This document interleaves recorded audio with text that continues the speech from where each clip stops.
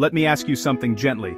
You're working hard, paying bills, taking care of kids, parents, responsibilities, and yet, your relationship with your partner feels a little distant, colder than it used to. You're not fighting, you're not doing anything wrong, but you don't feel like a couple anymore. If you're between 25 and 54, living in an Indian middle-class setup, this is more common than we talk about, and the reason isn't lack of love, it's something much quieter. In most Indian households, life becomes very busy. Careers, EMIs, kids, parents, in-laws, endless responsibilities, your day is full of doing.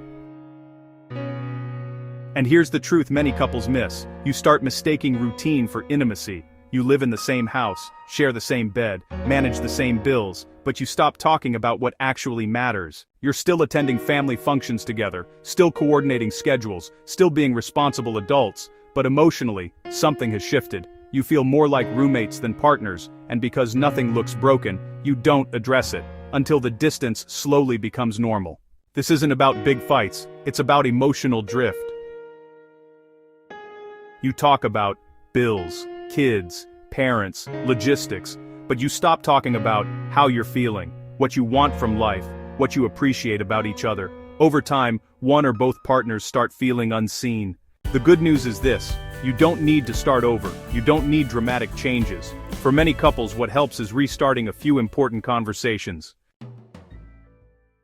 It often begins quietly, this drift. It's not a sudden storm, but a slow, imperceptible current pulling two people apart while they're still in the same room. In a small Mumbai apartment, with the sounds of the city humming below, he's scrolling through his phone after a long day, and she's tidying up, each lost in their own world. They are a team, managing life, paying bills, getting things done, but the space between them feels wider than the few feet that separates them. This silent distance is the most common and most heartbreaking challenge a relationship can face. It's the feeling of being lonely, together. Before blame or frustration can build a wall, there is an opportunity for a different kind of conversation. The first, and perhaps most crucial step back to each other, is the accountability talk. This isn't about pointing fingers, it's about holding hands. It's where both partners find the courage to acknowledge a simple, shared, and honest truth. We've drifted, and we both want to find our way back. It starts with one person bravely breaking the silence, not with an accusation, but with a vulnerable invitation. You might say something like, "I feel like we've been functioning so well as a team, but I miss connecting with you, just us. I still care so much about us. Can we talk about how we're really feeling?" This one sentence can be the key that unlocks a door you both thought was permanently closed. It shifts the focus from you or me to us. Then you must be prepared to ask, and more importantly, to truly listen without judgment. This is not the time for solutions, but for understanding. Start with gentle curiosity. Ask, when do you feel most disconnected from me? Listen for the small moments. Is it when you're both on your phones? When one of you is stressed about work? The answer might surprise you.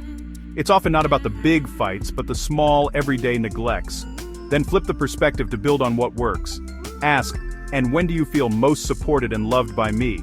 This reminds you both that the foundation of care is still there, even if it's been buried. It could be as simple as bringing them a cup of chai without being asked, or a quick, reassuring text during a busy day. Finally, tap into your shared history. Ask with warmth, what do you miss about us? This isn't about mourning the past, but about remembering the joy, the laughter, the specific feeling of us that you both want to reclaim. Maybe it's the late-night talks, the silly inside jokes, or the way you used to go for walks after dinner. This conversation isn't about winning an argument or proving a point. It's about seeing your partner and your relationship with fresh eyes. It's about both of you standing on the same side, looking at the problem of distance together, and agreeing to take the first small step toward each other. It's about understanding. The second conversation is the dream talk. This isn't about 5-year plans or financial projections. It's about remembering the why behind your partnership. It's a quiet space you create, away from the noise of daily life, to ask each other, what are we still hoping for? Think of Priya and Samir in Mumbai. Their days are a blur of local trains, demanding jobs, and managing their small apartment in a bustling chawl. They used to talk for hours about starting a small design studio together, sketching ideas on napkins. Now their conversations are about who will pick up the groceries or whether the water tanker has arrived. The dream isn't dead, it's just silent, buried under the weight of EMIs, promotions, and the sheer exhaustion of city life. In so many Indian households, from the high rises of Gurgaon to the quiet lanes of Kochi, this silence is common. We become so good at managing the present that we forget to build the future. The dream talk is the antidote. It begins with creating a moment of stillness. No phones, no TV, just 2 cups of chai and a simple, open-ended question. You might start with, what do you want our life to look like in 5 years? Not just in terms of what we have, but how we feel each day. The first few moments might be awkward. You might get a practical answer about saving for a down payment. That's okay. The goal is to gently dig deeper. Try asking, beyond the responsibilities, what truly excites you about our future? What's a small adventure you dream of us having? Maybe it's a bike trip through the Nilgiris they once planned, or learning pottery together, or simply having one weekend a month where they do nothing but read books side by side. These aren't grand ambitions, they are whispers of the heart. Another powerful question is, what do you want more of in our life together? More laughter, more quiet moments, more spontaneity. This shifts the focus from doing to being.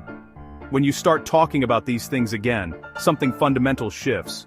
The air in the room changes.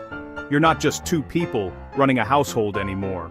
The person opposite you is no longer just the one who pays the bills or manages the kids' school schedules. You remember they are the person you chose to build a life with. You see the dreamer in them again, and they see the dreamer in you. This conversation reconnects you as teammates with a shared future, reminding you both that you are on the same journey, not just sharing the same address. You stop seeing your partner as just someone managing life with you, and start seeing them, once again, as the one person you want to build that beautiful, imagined future with. And finally, we arrive at the third conversation. The gratitude talk. This isn't about grand gestures or expensive gifts. This is quieter, deeper. Think of it as the gentle, steady rain that soaks into parched earth after a long, dry summer, healing cracks you didn't even know were there. It's the conversation that addresses the silent exhaustion, the feeling of being taken for granted that can creep into even the strongest partnerships. In the day-to-day hustle, we often forget to voice the very things that form the bedrock of our relationships. We see the action, but we forget to acknowledge the love behind it, the partner who manages the household, the finances, the children's school schedules, the aging parents. Their work becomes invisible, expected. The partner working late, navigating a brutal commute, carrying the stress of a demanding job. Their sacrifice becomes just a part of the routine. The appreciation we feel in our hearts gets lost somewhere between the morning rush and the late-night fatigue. This conversation is a conscious pause. It's about making the invisible visible. It starts with a simple, vulnerable opening. I was thinking today, and I just wanted to say, I want to thank you for things I haven't said out loud. Thank you for holding our family together while I'm miles away. Thank you for the incredible effort you put in every single day. The effort I don't always see but I know is there. Thank you for your patience, for your strength. Thank you for staying when things were hard, when we weren't sure how we'd make it through. Voicing these truths aloud is a powerful act of healing. It tells your partner, I see you, I see your struggle, your sacrifice, your love, and it matters to me, you matter to me. After you have shared your gratitude, the conversation opens up. You create a safe space for them to share their own unspoken needs. Then you ask, with genuine curiosity, what do you wish I appreciated more? Is there something I'm missing? This question is a gift. It's an invitation for your partner to feel heard in a way they might not have in years. Gratitude makes people feel seen, and being truly seen is like coming home. It's what allows the warmth, the trust, and the intimacy to flow back into the spaces that had grown cold and distant. You don't need to do all this in one night. Simple plan. Day 1, accountability talk. Day 3, dream talk. Day 5, gratitude talk. No phones, no TV, no rushing. These are short conversations, but meaningful ones. This won't magically fix everything, but many couples notice something important. They feel lighter, more understood, less alone. That's how reconnection begins. If this resonated, don't just watch it. Have one honest conversation with your partner this week. And if you're comfortable, tell me in the comments, which conversation feels most important right now: accountability, dreams, or gratitude? Subscribe for more calm, practical conversations about relationships and life.